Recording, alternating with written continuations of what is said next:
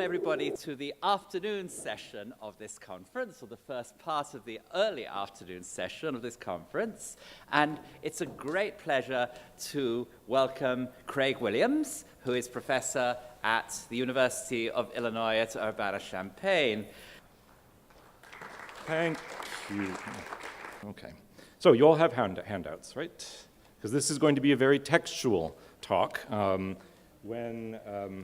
When Phil Mitzi's first invited me to participate, he suggested that I be the literature guy. So I took that invitation gladly and seriously. So this is a talk about literature, and therefore I would like to be sure that you all have texts in front of you. So my topic today is animal love in general, and animals in love in particular. And by that phrase, in love, I mean to suggest what in Greek is called eros. And I approach this topic not as a matter of philosophical doctrine or belief system, but as a theme in literature. So this is a question of approach. And I do it against the backdrop of the usual questions being posed these days regarding animals in literary traditions. So I do not primarily aim to discover what animals are really like. Can animals really fall in love? Nor do I primarily aim to lay out what Greeks and Romans knew or thought they knew about animals. And I certainly don't mean to implicitly compare Greek and Roman knowledge about animals to what we implicitly know that is better thanks to the modern discourses of biology, ethology, in short, thanks to science as opposed to myth or literature. Those contrasts don't interest me. Rather, I'm exploring themes and motifs in literature with an eye both to the workings of specific texts and genres and to broader and deeper workings of literary and cultural systems of meaning more generally as expressed in textual imagination. Meaning, that is, in this case, having to do both with animals and with humans, where humans equal Greeks and Romans, both with love in general and with erotic passion and desire, or, to use the languages of our texts, eros and libido, Venus and Aphrodite. I cannot, of course, be comprehensive, and I don't aim to be, and I don't even aim to offer you an overview. I'm standing at the beginning of a project now, and so I share with you today some of the recurring themes and motifs that I am founding and that I suspect will be central to the project. And I focus on three texts in particular. First, the Kynegetika and the Halieutika attributed to Appian, along with some ancient prose readings of those texts in the form of scholiasts and a prose paraphrase. And then the third text is Elian's Peri Idiotetos Zoon, or De Natura Animalium. I have chosen these three texts, first because they're not widely familiar today. Dare I venture to guess that maybe not all of you in this room have read all of these texts, but of course we've all heard of them. So that's one reason I've chosen them. Second, because they are roughly contemporary, late 2nd century, early 3rd century. And third, because whatever exactly we mean by by the label literary, that label fits these texts extremely well. On the one hand, elaborate high-style hexameter poetry. On the other hand, a complex prose text which begins and ends by emphasizing its own craftedness, its own poikilia, its own textual artistry. Some other texts, by the way, that I will be considering but won't have much to say about today, but maybe in a discussion afterwards, include Longus's Daphnis and Chloe, the epigrammatic tradition, the essays of Plutarch, and Pliny's natural history. So, in addition to giving you a sense today of how these texts imagine animal love, my guiding questions in particular are these. First, how do animals show that they are in love? Or rather, how exactly do these texts construct an image of an animal in love? So that's the first question. And then secondly, even narrower, whom do animals love? Their own species only? Other species? Among the other species, are there humans? Are the animal pairs in love imagined to be male-female only, or also male-male, female-female? So those are my guiding questions. Another guiding question throughout is a fundamental tension that is, I'm sure, familiar to all of you, throughout the Greek and Latin literary tradition, and not only there, regarding animal and human behavior in general. Roughly simplified, but I hope accurately simplified, there are two competing, incompatible models that exist parallel. One is, animals do X, therefore it is natural. We humans do it too, and this is how it should be. We are all together in this. Or, model number two, animals do X, but we humans do not do it, or we should not do it, and this is a sign of the gap, of the difference between us and them. And that difference, in turn, can be construed either in human superiority mode or sometimes in animal superiority mode. On questions of love, desire, sex, in particular, I'm exploring the workings of those two related models, which are equally in tension with each other and which, as you will see, coexist in their tension. First, what I am calling, temporarily anyway, the Hosane theme, the as-it-were theme. That is, animal desire is only analogous to human desire. It is as if they were in love. So that's the first theme. The second theme is what I'm calling amor omnibus idem, right, the famous Virgilian phrase. Love is the same for all. And it is the tension between these two themes, often within one and the same text, that so often precisely generates meaning. One or two more words about these two themes, just so we're clear. The first one, the as-it-were theme, the Hosane theme. Some linguistic markers of this include, in Greek, hosper, hoione, hosane, phaies-an, epois-an. You might say that this animal, etc. In Latin, sicut, or the language of simile, similitudo. And I call it in particular Hosane, I use that Greek particle in homage to a passage from Plutarch's De Solertia Animalium, where one of the speakers vigorously dismisses the language of analogy to describe animal behaviors. He asserts, if you speak the language of analogy, you are flying in the face of what is plainly obvious. If you say animals, as it were, have memory, as it were, they have fear, as it were, they have anger, says the speaker, this goes against paraten enargean, against what is obviously true, and it would be the same to say that animals, as it were, live, hosane zein. And his interlocutor immediately concedes the point, so that structures that dialogue. So there's the one theme, the hosane. As for amor omnibus idem, this brings us to passage 1 on the handout. This is the theme by which, of course, eros, philotes, amor are universal principles of attraction, whether in the most general sense, much explored in the philosophical tradition, of course, or more specifically, the attraction of living bodies one to another, living bodies of animals in sea, sky, and land, and our living bodies. As Plutarch's father in the Amatorius reminds us, this theme can be traced back to Hesiod's Theogony, where Eros is one of the primal divinities right there at the beginning. I take my name for the theme, passage number 1 from the Georgics. Omnia deo genus interis hominumque ferarum quet genus aequoreum, and so on. Every kind on land, both man and beast, every kind in the sea. The herds and colorful birds, they fall into frenzy and flame. Love is the same for all. One motif associated with this theme is that of the springtime, and this brings us to number 2. In the springtime, all animals, land, sea, and sky, including us, are stimulated by desire. Springtime is the prime season of copulation. It is in spring that animals mate.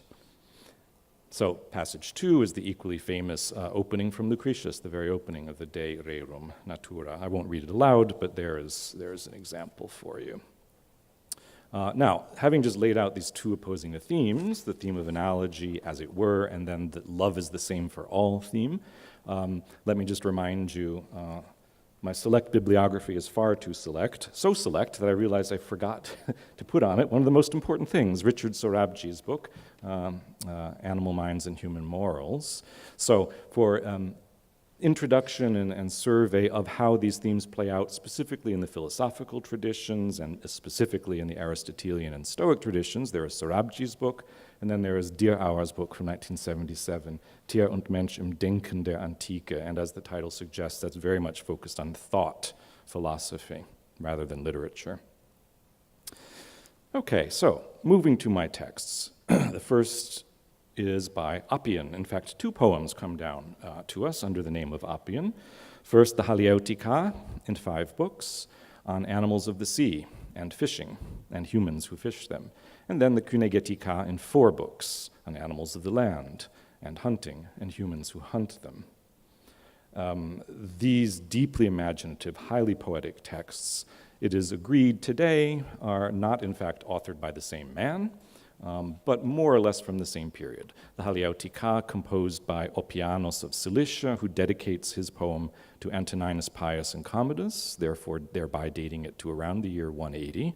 The Kynegetica was written a few decades later, dedicated to Caracalla after 212, and its author seems to have been familiar with the Halieutica. There seems to be references back to the earlier text.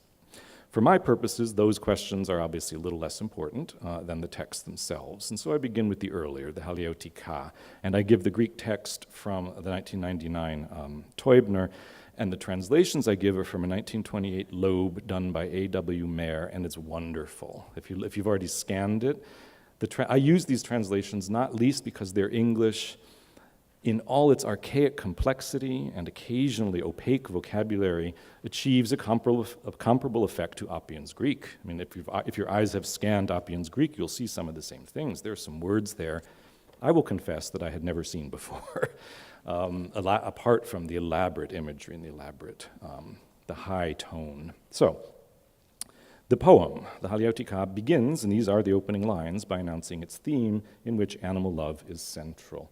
Ethnia toi pontoio polus spereas te phalangas. The tribes of the sea and the far scattered ranks of all manner of fishes, the swimming brood of Amphitrite will I declare, O Antoninus, sovereign majesty of earth.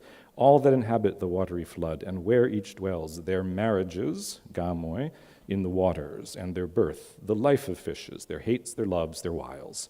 So, hates and loves, the oppositional pair, echthea and philotetas.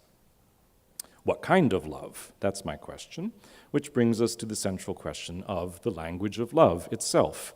Notoriously, Greek has many loves, including but not limited to philia and philotes, agape, storge, eros. Preoccupied and even obsessed, perhaps, as many modern readers are, by questions of sex and of copulation, we do well to remind ourselves that none of those Greek terms necessarily denotes a love which aims at or culminates in genital stimulation, yet all of them may refer to such love. So Appian announces his theme as kai echthea kai philotetas, philotetas. For his part, the Scholiast glosses that with philias, agapas. However, given this context, given the reference to marriages between animals, an experienced reader of Greek literature may remember that philotes in the language of hexameter poetry can include in its range of meaning a reference to copulation. It is enough to think of the Homeric formula, philoteti migenai, referring to a male and female going to bed together. But the Homeric formula, autarepe poseos kai deitos ex eron hento, and when they'd put aside their eros for food and drink, reminds us that in that same poetic register, eros can denote a desire that is not for genital stimulation, but for food. And so, number 4, soon enough in this poem, Appian uses the language of eros to describe a lobster's desire for his home.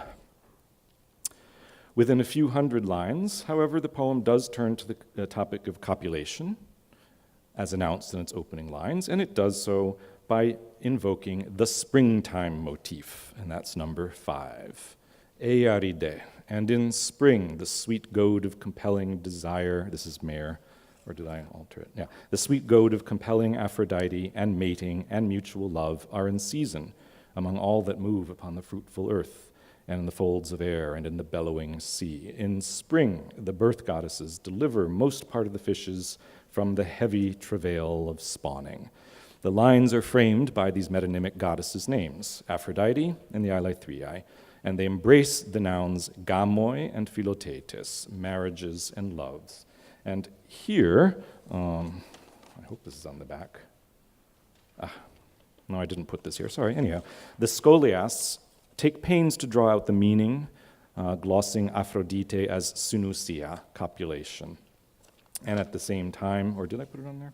At the same time, their glosses on philotetes are philiae.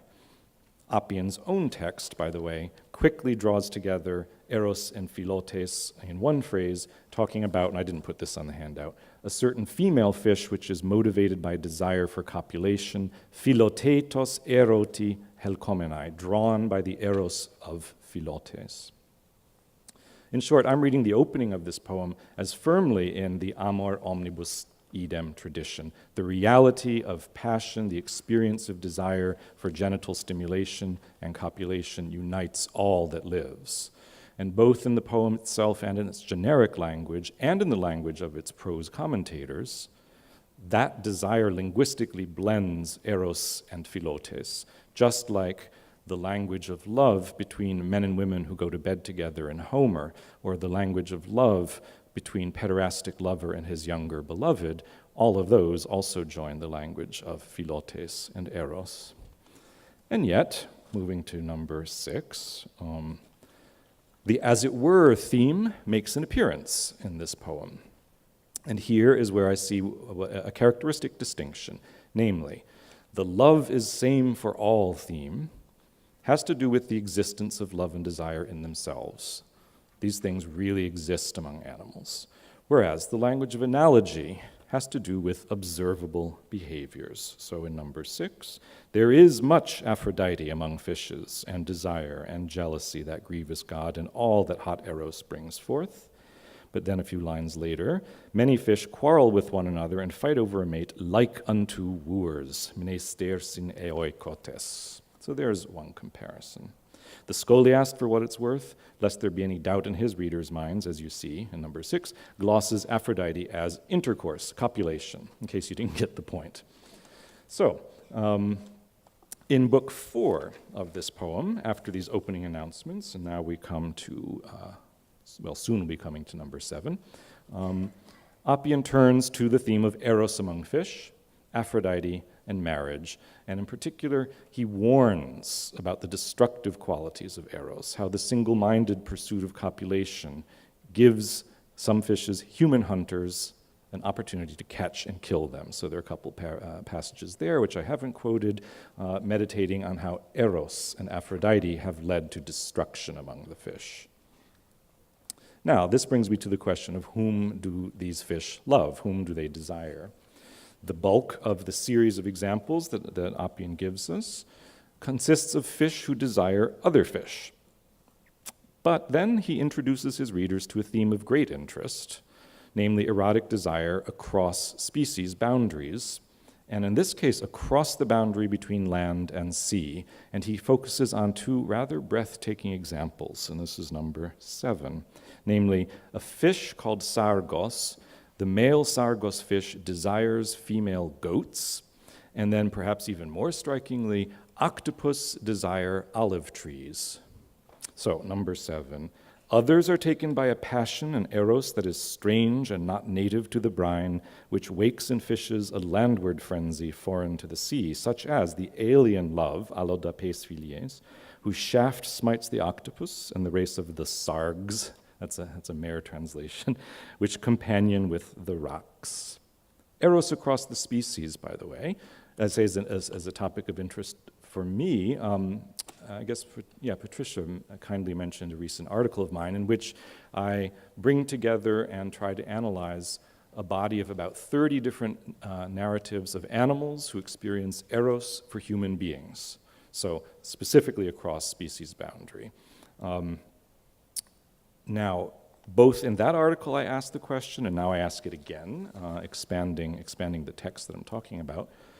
What does it mean to say that a fish experiences eros for a goat or an octopus for a tree? What does this desire look like? How do we human beings, how do we poets know that an octopus is experiencing desire. On what basis can we say this? In view of animals' inability to formulate words in human language to say, I'm experiencing eros. This, of course, is a hard question, a large one, maybe an impossible one. We think of Derrida. But I begin to answer it modestly by concentrating on the behaviors described in these texts. So, the fish who desire goats show their desire. When a herd of goats is brought to the shore in order to bathe, the fish gather around the goats, leap up to their legs, and lick them and kiss them, and stay as long as they can.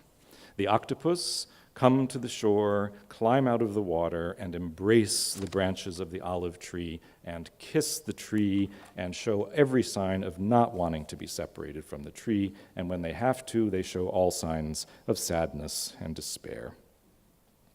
So number 8 is, right, number 8 describes that, and notice pulp. I didn't even know this was an English word, but this is Mayer's translation for octopus. The pulp embrace the tree, and then notice here we have again the language of comparison for behavior. Seems to kiss them, kuneonti panekelos, quite like one who kisses them. Striking enough, no? these images and these passages of poetry. Perhaps even more striking is what an anonymous prose paraphraser of this poem does. And this is number 9. This prose paraphrase of the poem, which has been dated to anywhere between the 3rd and 5th centuries AD, and in some ways it outdoes Appian in the exuberance of its narrative. As you see, the anonymous writer explains, desire for the olive tree leads octopus out of the sea. It is a remarkable thing to see the branches being genuinely loved like boyfriends, hos paidika. And so the octopus, having had his fill of his female beloved, because of the female tree, tes eromenes, then hurries back to the sea. This addition of a comparison of behavior to both homoerotic and heteroerotic combinations is all the more interesting because Appian's own similes for the octopus and the tree are not these, did not include these. He compares the octopus and the tree to a boy welcoming his nurse, a man returning from a foreign land greeting his friends. So there's that passage. Next, moving on to book 5, we hear about the dolphin. And if any of you have spent any time thinking about or reading about dolphins in ancient literature, you will know they are the peerless philanthropoi among the animals. And so now, having been introduced to this theme of animal desire and animal desire for other species, it will not surprise you, if you didn't know, to learn that there are a number of stories of dolphins falling in love with human beings. So this will bring us to number 10. I, in my article, found 10 different dolphin-human love stories. Appian narrates 2 of them. And these are I only put one of them on there, which is number 10. One is of a dolphin on the shores of Libya, which experiences eros for a boy, and then the other, which is number 10, is a longer narrative of a dolphin in Porosellini in Aeolis, who also falls in love with the boy.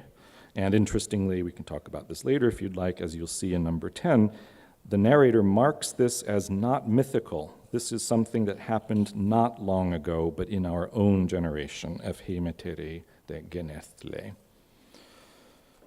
Here too, we don't have time to look at the passage right now in detail, but you will see the same markers. What marks this animal's eros, attraction to another body, a desire for physical contact, initiating the physical contact. The physical contact is often likened to or even explicitly called a kiss, so involving the mouth, wanting to be with the other, suffering upon separation from the other. And not necessarily, in any of these stories, linked with genital stimulation. I also give you, no, never mind, let me skip over that. Now here, this I think is a good moment to pause for a few moments on the point that, the obvious point, that this poem, like a great many other Greek and Latin texts, assumes that animal desire includes homoerotic desire. Indeed, of the 31 narratives that I gather in my article, 20 of them tell of male animals who fall in love with male human beings. 9 speak of male animals in love with female human beings. Only 2 tell of female animals in love, and they are both in love with women. Probably not coincidentally, there is no surviving story, at least that I have found, which tells of a female animal in love with the female human. On all of this, on this question of homoerotic desire among animals, I think a key distinction, and more I'm thinking, this is also key to the textual tradition about human eros, is between desire itself, which exists and is, and behaviors, practices, between eros or amor on the one hand, and ta aphrodisia, or res veneriae, on the other. And to generalize, desire is represented as universal in all living beings, and a universally visible desire which can be and is male-female, male-male, female-female. It is on the point of copulation, I think, that more complex things happen in the Greek and Latin texts. As some of you may know, there are a handful of highly polemical texts which for various reasons, rhetorical or strategic or philosophical, wish to restrict copulation to reproduction only. And in those textual moments, we find narrators claiming that no male animals ever have sex with other male animals and no females with other females. Perhaps one of the most amusing is from Longus's Daphnis and Chloe. The beautiful young Daphnis, the young man Daphnis, has had a bit of a shock after a man named Gnathon has made the moves on him in no uncertain terms, pointing to the goats and saying, "You see what those billy goats are doing to the female goats? That's what I want to do to you." and beautiful, sweet, stupid young Daphnis says, "But no one has ever seen a male animal mounting another male animal. What are you talking about?" Of course, if you know that text, you will know that Daphnis is thoroughly characterized as innocent about eros. He doesn't know the facts of life. Or Ovid's Iphis in Book 8 of the Metamorphoses, who's passionately in love with another girl, and she melodramatically rejects her own desire and says, "But no female animals have ever shown desire for other female animals. No cow for cow, no mare for mare."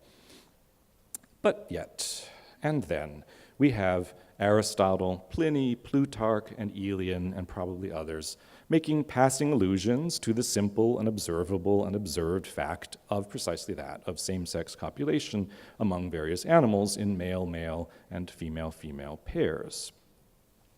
And this is number 11, a delightful epigram by the delightfully named Strato, builds its naughty point upon the observation that male puppies mount each other, and they have fun, each of them playing each role. And in a naughty participial aside, merakieuomenoi, these puppies who mount each other are said to act like boys. So there's that. I had fun translating that one, by the way. I couldn't resist taking a hand at translating it. So I now turn with number 12 to the other poem attributed to Appian, the Kynegetika, and I'll spend less time on it. Here too, in number 12, we have the springtime motif. Here too, we have the mingled language of philia and eros, pothos and himeros, spouses and marriage, all put together. And yet, read with and after the Halieutica, there are some interesting expansions, one of which or two of which I'll point to now. For example, no, not that one.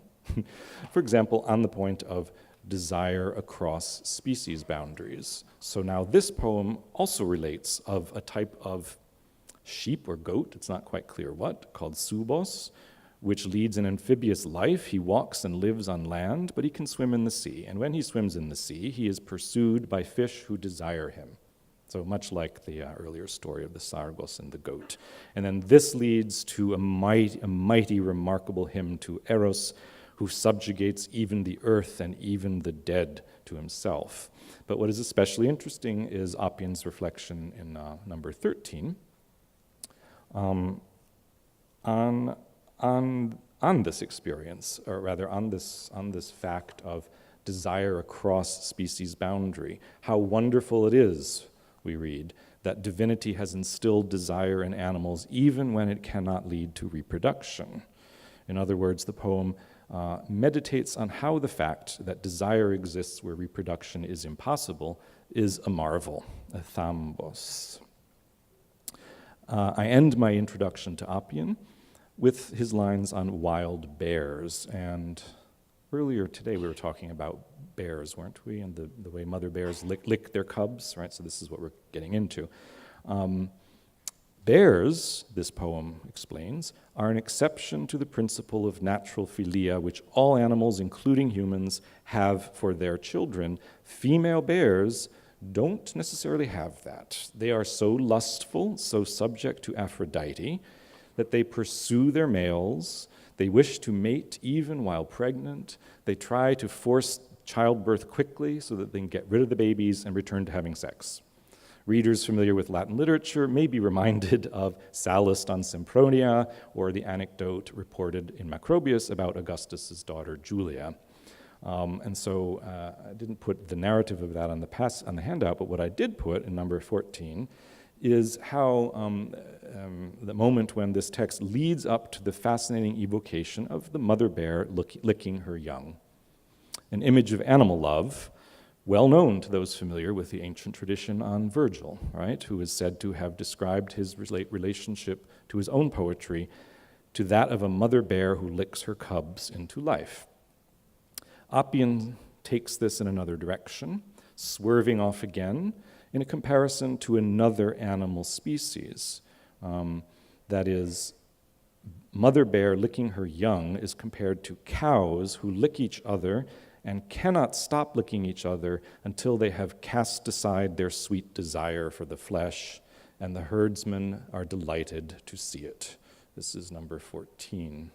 Lichmatai glosse tefilon, and the key part is the underlined. Ganutai de boos chroi kalikeros bus, ud apopladzontai prinapoglykon himeron heinai. They do not part till they have put forth from them sweet desire, and they gladden the heart of their attendant herdsmen. Now, while I'm hardly suggesting that this poetry suggests a scene of copulation between cows, there is something about the language that is almost sexual, with a hint of the orgasmic. And for what it's worth, a scholiast glosses the desire that these cows feel for each other's flesh as eros. Himeron is glossed as eros. In any case, we might here have yet another complement to Ovid's Iphis and her melodramatic rejection of her own desire, her sobbing exclamation, "No female animal ever shows desire for another female animal." As we have seen, Aristotle and Pliny, with their sober, cool remarks, sweep aside the subjection, and perhaps Appian's verses can be added to the list, to the extent that these cows who experience delight in each other's bodies, licking each other's skin, are not differentiated by sex, indeed seem to be of the same sex, and that sex may well be female. For the manuscript tradition, on just this most interesting of points, happens to be divided between the masculine terpomenoi and the feminine terpomenai, but it is the feminine terpomenai which the scholiast had in front of him, as you see again in number 14, and as he read of female cows licking each other and delighting in it, he glossed terpomenai with philomenai. And now my third and final author, and that is Aelian. Late 2nd, early 3rd century AD Roman freedman Claudius Aelianus, better known as Aelian, is the author of a splendidly imaginative, endlessly and at times bewilderingly varied 17-book text in Greek, moreover. I mean, it's all kind of mind-blowing when you think about it. He writes, by the way, he's proud of the fact that he has never left Italy. His whole life, he's never left Italy, and he writes this massive, beautiful, complex compilation in Greek called Peri Idiotetos Zoon, like Plutarch's essays, commonly known by a Latin title, namely De Natura Animalium. This text presents itself as a display of learning, a book of books, marked by stylistic care, concern for variety, poikilia. This text is a goldmine for Quellenforschung, but those questions, as you may have gathered, are not of particular interest for me today, regardless of where Aelian got his information about the hundreds of animals he presents to his readers, regardless of how we wish to classify his text, folktale, urban legend, paradoxography. My main interest is to read it as it presents itself to its readers, namely a massive, richly varied tapestry. He compares his text to a meadow with different colored flowers that gives its readers a kaleidoscopic yet generally consistent experience, a picture of what animals are like, and that includes how they experience love. So let's see, number 15. He has a prologue in which he states his theme. Animals do not have human speech or human reason, but apart from that, they show everything that we have. And among the qualities he lists in his introduction is that interesting word, storge, and he repeats it in number 15 in his epilogue, resummarizing what his 17 books of knowledge have shown his readers, these books so beautifully and intricately arranged. When one man displays and brings forth to the light of day his researches into the habits, the forms, the sagacity, the shrewdness, the justice, the temperance, the bravery, the affection, the filial piety of such a great number of animals, he cannot fail to claim immediate respect. Affection here is translating storge, which serves clearly as a metonymy for love and affection of all kinds. That's clear enough if you read the 17 books. If you really want to read all 17 books, you will see that the vocabulary of animal love, much like in Appian, much like throughout the tradition, varies across the usual range from philia to storge to agape, and most definitely to eros, which then brings me to my question, what does Aelian's animal eros look like? Let me give you a few glimpses. I haven't yet done an overview of the entire 17 books. I will at some point, but what I have done so far and what I offer to you today is simply a glimpse at the opening sequence, right? The first 5 to 10 paragraphs of book 1. Taking my cue from the prologue, enjoying the variety of this multicolored meadow as it opens itself to my view. The sequence begins with an evocation of animal philia. The birds of Diomedes show philia for Greeks, only for Greeks, and they are philhellenes. In the next paragraph, that was 1.1. In 1.2, we read about the fish called the scaros, and it is eros of the male scaros for the female, which leads to his destruction because it makes him vulnerable to human fishermen. And this is number 16, and I give you some excerpts from just the single paragraph on the scaros fish, and you see the usual language, epithumia, hormes aphrodisiou. You also see the as it were motif, the hosper, the phaies an. You might say, or they are just like, but what you might say and the just like, again, refer to the behaviors. The existence of the Aphrodite and of eros and of desire, epithumia, in the fish is asserted, not compared. That's 1.2. The next paragraph, 1.3, that fish is contrasted with another type of fish who is marked by sophrosune, so there's no sexual stories there. The next paragraph, 1.4 and 1.5, speak of 2 other kinds of fish. One of them is loyal to others of his species. The other is aggressive and attacks even dolphins. And that's number 17. This fish, the troctes, the gnar, really is aggressive. The dolphin really does suffer pain. But after an encounter with these fish, a dolphin gladly swims away, quote, after feeding what one might call, hos an epois, its uninvited dinner guests. In the next paragraph, that's number 18, readers are brought back to animal love in the form of a rapid sequence of allusions to animals who have experienced eros for human beings. And this actually was one of the starting points for my article. Glaukes akuo tes kitharodou erasthenai kuna. I am told that a dog fell in love with Glauke the harpist. Some, however, assert that it was not a dog, but a ram, while others say it was a goose. And at Soli in Cilicia, a dog loved a boy by the name of Xenophon. At Sparta, another boy in the prime of life, by reason of his beauty, caused a jackdaw to fall lovesick. This opening sequence shows an important characteristic of Aelian's animal world. The realities of this world include the fact that animals experience eros for their own species, for other species. Male animals experience eros for females and for males. The language of analogy to human behavior has to do with behaviors of animals being compared to human social practices or roles. And so you have already noted the language of marriage, of spouses, of husbands and wives, and even adultery. And it is on this point of language that I'd like to end my remarks today, precisely by drawing your attention to the fact that Elian himself draws our attention to his use of language, to describing animal behaviors with language drawn from human society. Not much later in Book 1, in fact. It's part of this opening sequence. It's in the 13th paragraph of Book 1, in number 19. We have Gamuside hutoi hekastos polas. This has to do with yet another fish, the kosyphos. The males all have many wives and resign the hollow places as though they were women's chambers, hoione, thalamon, to their brides.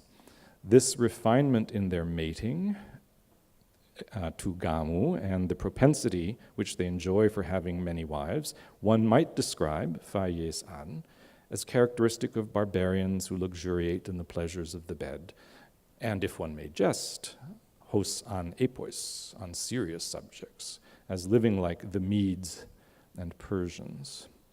It is of all fishes the most jealous at all times, but especially when its wives are producing their young. If by mixing expressions I make my discourse too wanton, the facts of nature permit me to do things of that sort. And here again, right at the nub of the matter, there's a textual issue, just to make our lives interesting, right? So, te katachrese would be wonderful because it's the rhetorical term. So is Elian saying, I am using analogy, I'm using the figure of catachresis, and I'm doing so because, in fact, nature supports it. Ta ektes physios pratomena, allow me to do it. Or is he rather less specifically using the word krase? By mixing my words, by mixing my expressions, I may offend some readers' sensibilities. But in any case, whether it's krase or katachrese, for Elian, as for so many other texts in the Greek and Latin tradition, here, in this moment, the hosane theme, the language of analogy, is ultimately trumped by the amor omnibus idem theme. Among the very facts of nature, ta ektes physios pratomena, are animals in love. Thank you for your attention.